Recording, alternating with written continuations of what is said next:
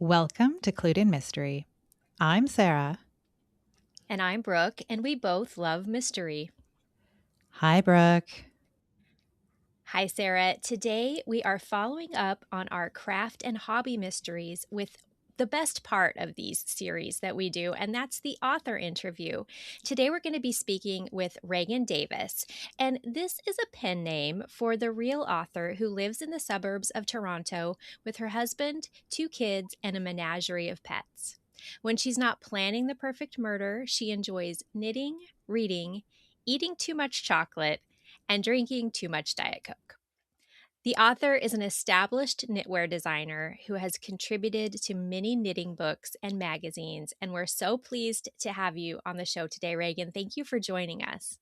Thank you for having me. So, Reagan, we have both read books in your series, but maybe we could start with you telling our listeners about the concept of your Knitorious Murder Mystery series. Okay, so Notorious takes place in a small fictional town called Harmony Lake and revolves around the community of a knitting store called Notorious. And the owner of the knitting store and her quirky friends and family solve mysteries and murders without dropping a stitch. Love it.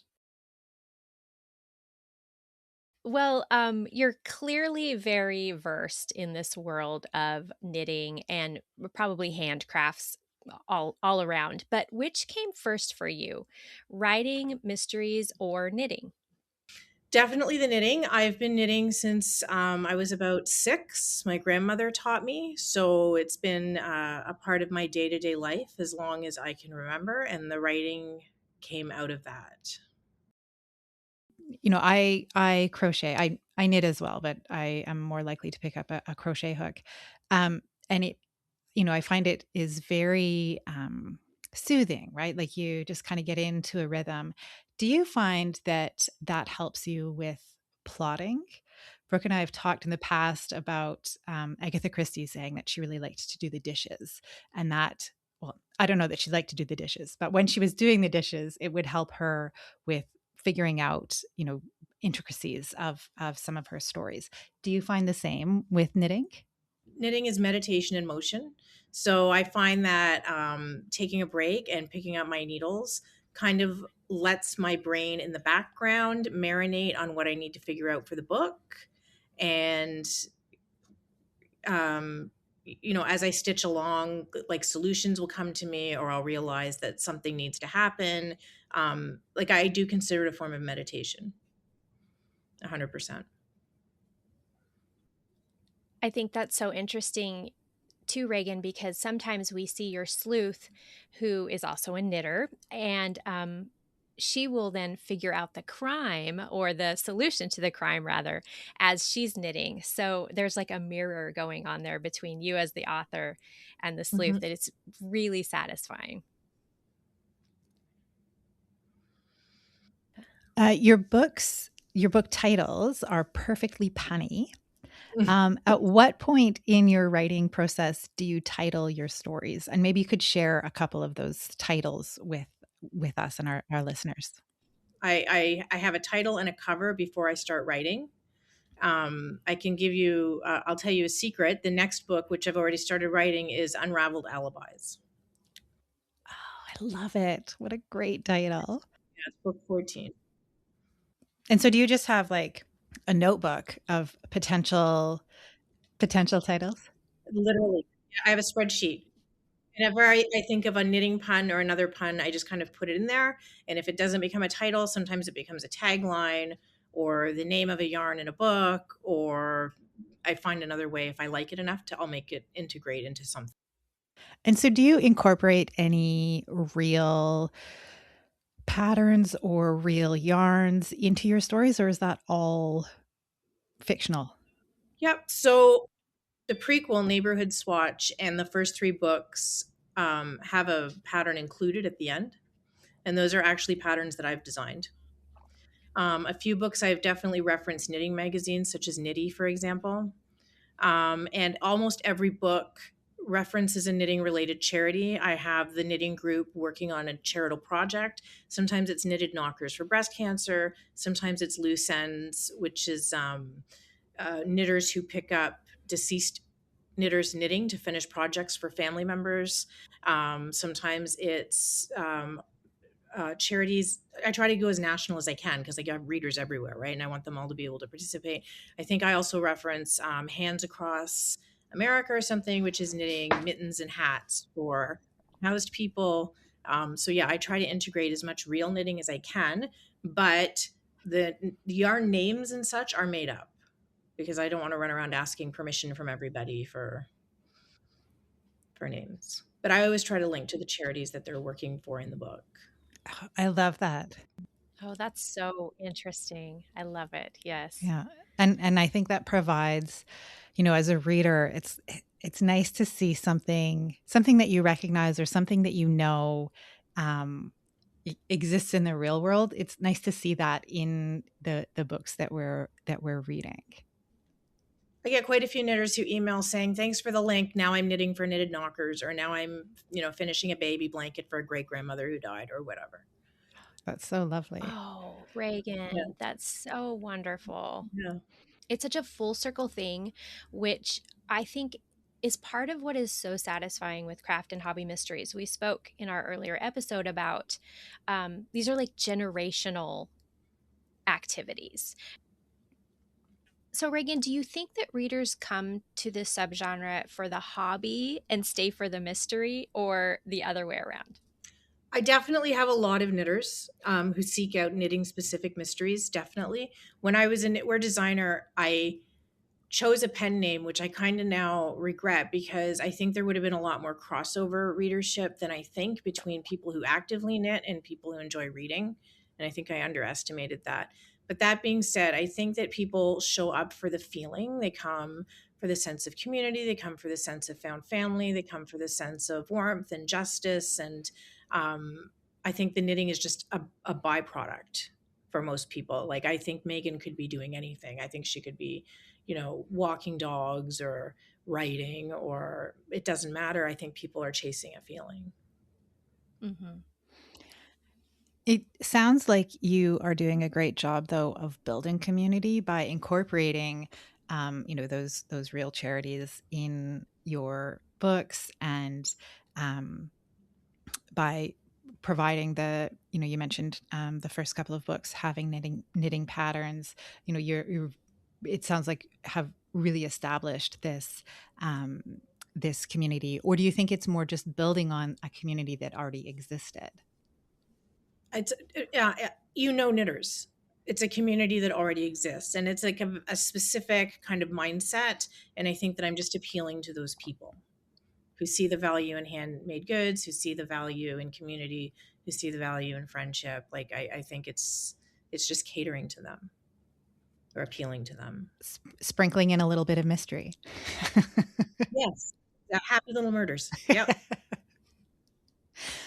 Brooke and I have talked before about how professionals such as doctors or lawyers who write mysteries have to balance their expertise while keeping their stories accessible for an average reader.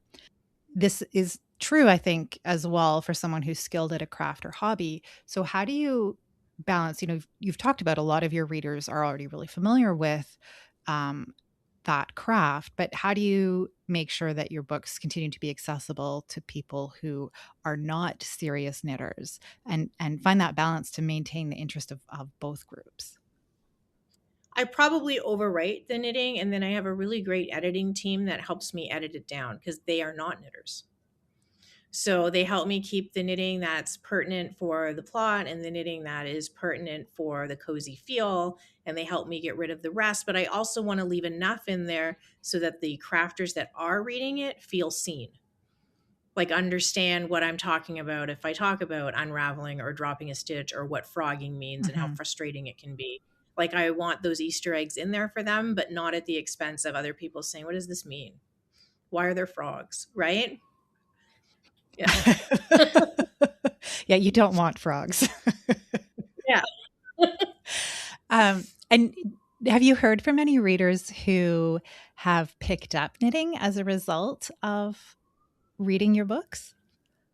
I don't think so. I do get a lot of emails that say one day I'm going to try it, right? Or it's on my list. It's one day I'll do it. But I've never had Mhm. anyone say thanks for inspiring me to knit. Although I've had a few say thanks for inspiring me to pick up the needles again, or to Nice. remind me that I really like knitting, and reading about her doing it or them doing it has inspired me to want to start a new project to cast on. That's great. Well, besides knitting, are there any other crafts or hobbies that might someday become a backdrop to one of your mystery series? Knitting is my biggest hobby. I really enjoy reading. But the last couple of years, I've been really, really immersed in the heart failure community. I don't know if you know, my husband's waiting for a heart transplant and currently has an artificial heart. So weirdly, I'm thinking that there might be some medical cozy mysteries coming up. I've spent so much time in that space that it's almost feeling comfortable to write it. And I think a lot of people, both on the patient side and on the caregiver side, would feel seen. Hmm. Well, and it's a little bit of an untapped market. We don't necessarily think of medical and cozy. Most of the medical mysteries go into the thriller side of things. Or procedural. Yeah. So I think that's a wonderful way, Reagan, because we do know that so many of our cozy mystery readers say that it's those books that got them through the long waits in the hospital, or when they had a sick loved one that, they dove into a mystery. So I think that's a wonderful idea. Yeah, it's just a matter of finding a balance between immersing someone in something that they're like, I spend enough time in hospitals, but feeling seen and appreciating maybe some aspects of the time they've had to spend, in a medical Hmm. community.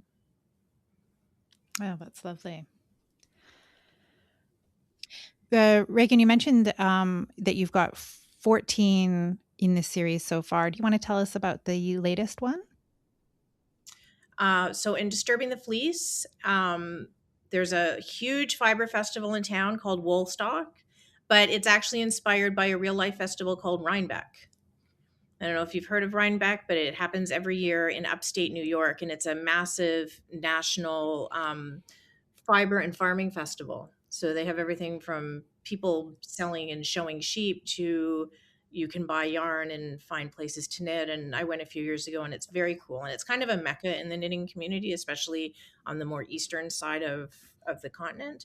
And of course, a world famous dyer turns up dead in a vat of her own dye called Be Still My Bleeding Heart, Bleating.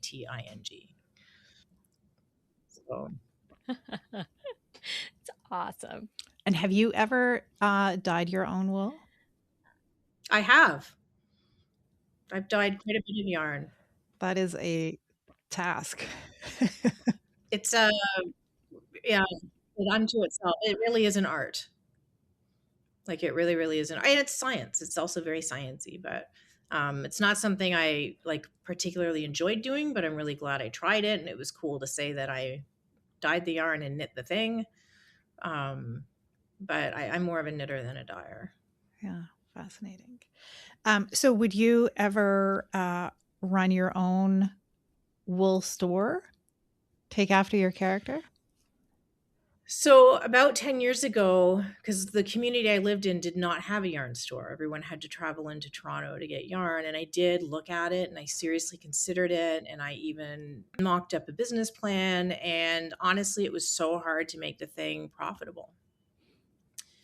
I considered a mobile yarn store, like buying an old UPS truck and outfitting it with shelves and calling it Mobile Unit, EWEKNIT. But again, like it's just crafting is just a hard space to make a profit. Hmm. Yeah, Hmm. Yeah. Same with book selling, because I think many of us readers and writers dream of having a right. little bookstore, but there again, it's pretty difficult. Yeah. Yeah. And people are buying yarns online now and they're buying supplies online now. And it's difficult to compete with huge sellers like Knit Picks, for example. And Yeah. right. Yeah, it's a fine balance between making something accessible so that, lots of people have the opportunity to participate, but then also being able to support yourself doing that, right? Yeah. Exactly. So, Reagan, can you share where our listeners can find you? Sure. My books are all on Amazon. Reagan Davis. You can find me online at reagandavis.com. Sometimes, but not often, I hang out on Instagram and Facebook as Reagan Davis Writes, and Audible. I'm on Audible because a lot of my readers like to knit while they listen. So I learned pretty early on that there was a big demand for audiobooks in the crafting mystery sector. Well, thank you so much for joining us. Thank you so much for having me. And thank you for joining us today, listeners, on Clued in Mystery. Until next time, I'm Brooke. And I'm Sarah, and we both love mystery. Clued in Mystery is written and produced by Brooke Peterson and Sarah M. Stephen. Music is by Shane Ivers. If you liked what you heard, please consider telling a friend, leaving a review, or subscribing with your favorite podcast listening app. Visit our website to sign up for our newsletter, The Clued In Chronicle, and get mystery news, podcast updates, and bonus episodes. We're on social media at Clued In Mystery.